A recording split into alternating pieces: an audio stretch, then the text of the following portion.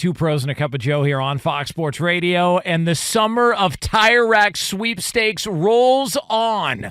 One winner has already been selected to win a set of 4 brand new tires, and now 2 more winners have the opportunity to win a set of 4 tires plus installation, taxes, and fees valued at, check this out, up to $1,500. Enter daily, which gets you a new entry into the contest every single day at foxsportsradio.com to boost your chances to win. 2 more winners will take home a set of 4 new tires between now and August 27th. To enter and get rules, visit foxsportsradio.com. Sponsored by TireRack.com, the way tire buying should be. So we were talking yesterday about this situation in Washington for the Commandos where Ron Rivera had some comments that went in public and talking to the media about Eric Bieniemy and Eric Bieniemy's treatment of players thus far and players possibly complaining about that. Eric Bieniemy, in a very humble approach, talked about how Eric Bieniemy is this and Eric Bieniemy is that, so went full third person.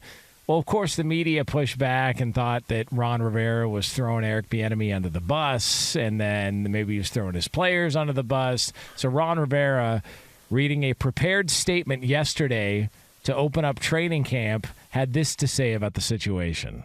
We talked about it, and it was just, I basically told him, I put my foot in my mouth. I think what I said wasn't as clear as it needed to be, and I think the understanding of it is just the fact that I think everybody's making, in my opinion, a little bit more than needs to be made of this. Because, again, the results are what you're looking for on the field. And so far, the last couple of days have been outstanding. I think Eric has done a great job of communicating his message. So that was Ron Rivera explaining his side of how things maybe got misinterpreted when it came to the situation in Washington. I mean, it did feel at the time like it was much to do about nothing. Maybe some people in the media had a narrative they were still holding on to from Eric Bieniemy's job interview days in Kansas City. But the fact that Ron Rivera has got to prepare a statement, have to go over this for a second day in a row, have the conversation with the media again, it just feels like we're already at a point where things are weird between those two. Just weird. Here's what I don't know. I don't know if someone within their media department had come up to him and is basing that statement that he had to open up with yesterday on the reaction via social media, every other platform you want to discuss. And that was what provoked it. Or if it was born out of a conversation he had with Eric Bieniemy, basically who saw what he said and was like, "Hey man, why are you bringing this up, or what made you say what you said?" Because there's 2 different reasons for it.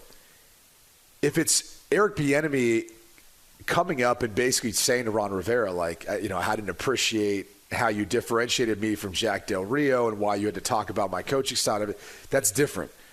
But it also lends you to have an idea of who has ultimately control of that building. Because of Bieniemy being the kind of media darling to try to become a head coach.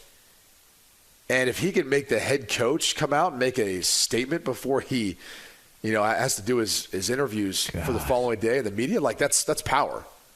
Like you immediately have power over your head coach. Or but that's one way of looking at it. If it was born out of purely just the rabbit ears that, the Washington organization has for the media, that's almost even a more slippery slope, because now you're paying attention to too many people that don't really have your best interest in mind and an agenda that doesn't matter, right? Like they're hoping that Eric Bieniemy does well so he gets a head coaching job, or Ron Rivera fails so he gets that head coaching job.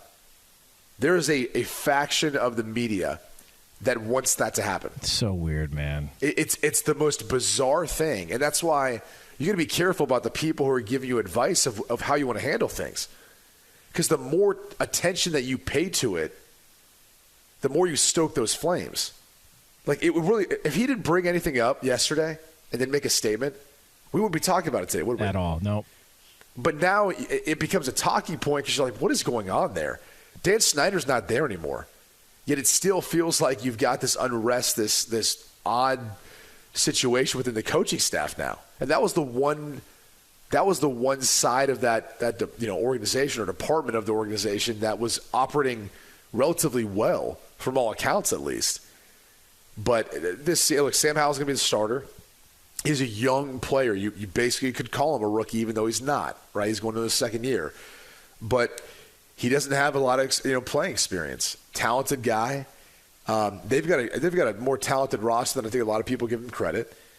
But if this thing doesn't go well, despite the fact that it could be the offense's fault, and by the way, it's the first year with a new offense, there's going to be some growing pains.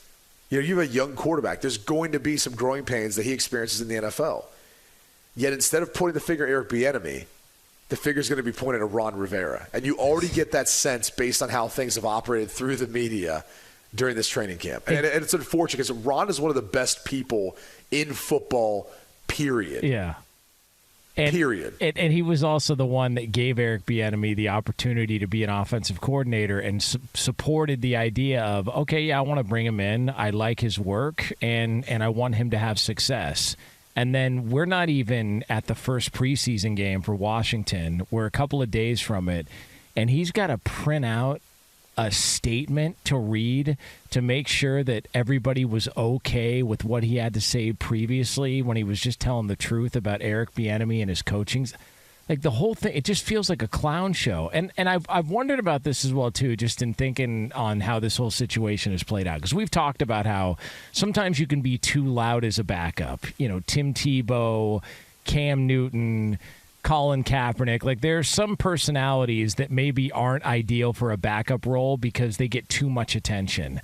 I wonder if Bieniemy is entering that territory to where maybe there's just too much noise, and not that it's totally his fault, but that people have rallied around this idea of Eric Bieniemy, that maybe there were just some coaches, like Andy Reid could drown it out because it's Andy Reid's team and you've got Patrick Mahomes. Yeah. But it just feels like it's too loud already, and we're not even at the first preseason game, dude. Like, none of it makes sense to me. I don't get it. And Ron Rivera's got to answer questions about it. If only we could get some insight into how Eric Bieniemy sounds when he does an interview. Like how he talks about, I guess, his coaching style or himself. Yeah. I mean, if only we had some sound that we could play from that. Yeah, listen, I mean, that's the one thing about Eric Bieniemy. For a lot of people that have never heard Eric Bieniemy talk, I mean, the first thing you think about is humility, and the second thing you think about is we, not me. And again, if you doubt that, take a listen. Yes, I am intense, and I would be afraid, too, to start if I didn't know him. Eric Bieniemy is who he is. Okay? Eric Bieniemy knows how to adapt and adjust. Eric Bieniemy is a tough, hard-nosed coach. But also understand, I'm going to be their biggest and harshest critic, but I'm also their number one fan because I got their back and I'm going to support them at all times. Hey, Sam, how long is that clip? What are we looking at time-wise? 25 seconds. 25 seconds. So just do it just real quick. That was Eric Bieniemy talking about Eric Bieniemy? Yeah. Just confirming that? Okay. Yes. Yeah. So basically at a 25-second clip, we've got third-person reference 3 times. So every 8 seconds, it's like riding a bull in a rodeo. Every 8 seconds, Eric Bieniemy is going to mention Eric Bieniemy. That's impressive. That's really impressive, man. Have you ever gone third person? No. Nor will I ever. And if I do, it's only in satire. All right? It's only in a joking manner where I'm making fun of either myself or someone else for doing it. Like, I listen to that and I go, that's someone who's got an ego. Yes. Like that's someone who walks into an organization, and the toughest part about that is, like, you have a type of coach nowadays that when you have young players, especially that come into the league, you're trying to base everything and work everything around their talents and their ability, and you're gonna look for ways of utilizing them like chess pieces within the system you run. And it almost feels like Eric Bieniemy is going to be the type that says, "This is my system. You fit in it, or you don't fit in it at all, and you need to get out." And in today's NFL, it just does not work that way. It just doesn't. And I'll be really curious to see how this year goes offensively. And I think a lot of people are going to make excuses for them. Oh, of course. They'll make excuses about, the fact that it is the first year in offense, and that's pretty legitimate. They'll make excuses that Sam Howell's at quarterback, and They'll discredit him probably, or they'll utilize his inexperience. And I just mentioned that a minute ago. That's somewhat real. But no one's going to point to his play calling. No one's going to point to his coaching or anything else. They're not going to be critical of him if this thing fails. What a weird spot for Ron Rivera to be in. You know what the worst part is it's a bad spot for the Washington Commanders fan base. I mean, they have gone through so much, and yet there's still, even with a new organization, Dan Snyder out, the potential for a disastrous year because of the drama that could ensue in the coaching staff. Right.